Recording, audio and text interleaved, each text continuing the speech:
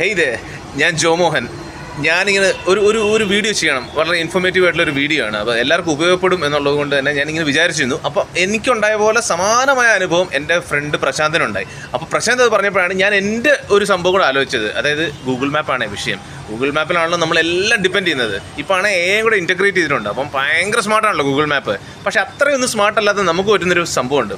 അതായത് മെയിൻ റോഡിൽ നിന്ന് നമ്മൾ ഗൂഗിൾ മാപ്പ് ഡീവിയേറ്റ് ചെയ്യും. എന്തിനാണെന്ന് വെച്ച് കഴിഞ്ഞാൽ length into breadth is equal to നമുക്ക് ഇച്ചിരി സമയം ലാഭിക്കാനും കിലോമീറ്റർ കുറയ്ക്കാനുമാണ്.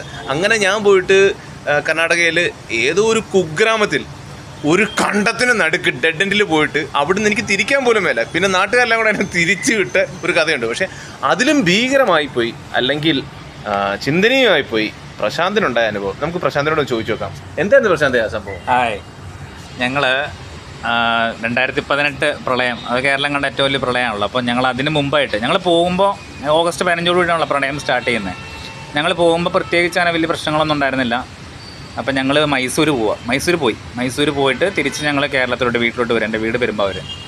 അപ്പോൾ ഞങ്ങൾ തിരിച്ച് വരുന്ന വഴി ഞങ്ങൾ നാടുകാണി, വഴിക്കടവ്, നിലമ്പൂർ വഴി തിരിച്ച് വന്നുകൊണ്ടിരിക്കുകയാണ്. അപ്പം ഈ പലയിടത്തും വെള്ളം കയറിയ പ്രശ്നങ്ങളൊക്കെ ഞങ്ങളിങ്ങനെ ന്യൂസിൽ കൂടെയും അല്ലാതെ യൂട്യൂബിലൊക്കെ ലൈവ് ഇങ്ങനെ പോകുന്നു അല്ലാതെയൊക്കെ അറിയുന്നുണ്ട്. അപ്പോൾ ഞങ്ങൾക്ക് മാപ്പ് നോക്കിയപ്പോൾ ഞങ്ങൾക്ക് മനസ്സിലായി ഞങ്ങൾക്ക് നേരായ വഴിയിലൂടെ പോകാൻ പറ്റിയൊരവസ്ഥയല്ല എന്നുള്ളത്. കാരണം പലയിടത്തും വെള്ളം കയറിയായിരുന്നു.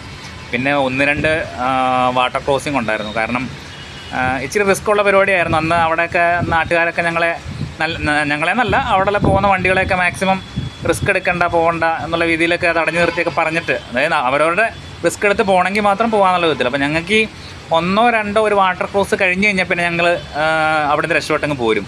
വേറെ പ്രത്യേകിച്ച് പ്രശ്നങ്ങളൊന്നും റോഡിൽ കാണിക്കുന്നില്ല. അപ്പോൾ അത് ഞങ്ങൾ റിസ്ക് എടുത്ത് ഇങ്ങനെ കടന്നു പോകുന്നു ഒരു 1-2 വാട്ടർ ക്രോസ്. അപ്പോൾ അത് കഴിഞ്ഞിട്ട് ഞങ്ങളിത് വണ്ടി ഒന്ന് ചെക്ക് ചെയ്യാനായിട്ട് പമ്പിൽ കയറ്റിയിട്ട് ഞങ്ങൾ നോക്കിയപ്പോൾ ഞങ്ങളെല്ലാവരും വണ്ടി പുറത്തിറങ്ങി വണ്ടിയുടെ ഫ്രണ്ടൊക്കെ ഒന്ന് നോക്കിയപ്പോൾ അവിടുന്ന് ആവിയൊക്കെ വരുന്നുണ്ട്. കാരണം ഇത്രയും വെള്ളത്തിൽ കയറിയതല്ലേ. ഫ്രണ്ട് നോക്കിയപ്പോൾ നമ്പർ പ്ലേറ്റ് ഇല്ല.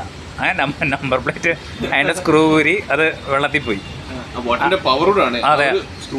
അതെ ഇത്രയും അത്യാവശ്യം ബമ്പറിന്റെ പൊക്കത്തോളം വെള്ളമുള്ളായിരുന്നോണ്ട് നല്ലോണം തിരയടിക്കുന്നുണ്ടായിരുന്നു. സത്യം.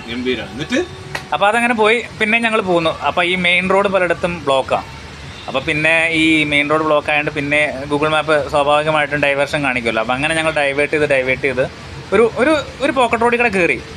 അതുപോലെ നല്ല മഴ നടന്നുകൊണ്ടിരിക്കുക. റോഡിലിങ്ങനെ ഞങ്ങളുടെ ഹെഡ്ലൈറ്റ് മാത്രം പലയിടത്തും ഈ പ്രശ്നങ്ങളൊക്കെ ഉള്ളതുകൊണ്ട് ലൈൻ മറ്റേ പോസ്റ്റുകളും കാര്യങ്ങളൊന്നും എല്ലാം മറിഞ്ഞ് കിടക്കുന്നു. ഇങ്ങനെയൊക്കെ ആയതുകൊണ്ട് കറണ്ടില്ല.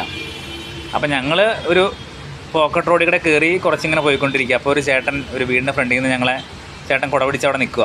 അപ്പോൾ ഞങ്ങളുടെ ഈ വണ്ടിയുടെ വെട്ടം കണ്ടിട്ടാണെന്ന് തോന്നുന്നു ആ ചേട്ടൻ പുറത്തിറങ്ങി നിന്നത്. കാരണം ഈ വഴിക്കൂടെ അങ്ങനെ പോകേണ്ട ഒരു കാര്യമില്ല എന്നുള്ളതാണ് എൻ്റെ ഒരു ഇത്. അപ്പോൾ ആ പുള്ളി ഞങ്ങളെ പുറത്തിറങ്ങിയിട്ട് തടഞ്ഞു.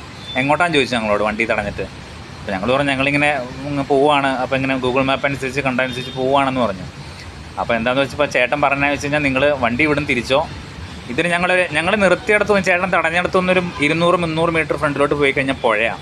കാരണം ഞങ്ങൾക്ക് മനസ്സിലാവുന്നില്ല ഈ പുഴ ഏതാ റോഡ് ഏതാണെന്ന് മനസ്സിലാവാത്തൊരു സാഹചര്യമായിരുന്നു ഈ വണ്ടിയുടെ ഹെഡ്ലൈറ്റിന് വെളിച്ചം മാത്രം.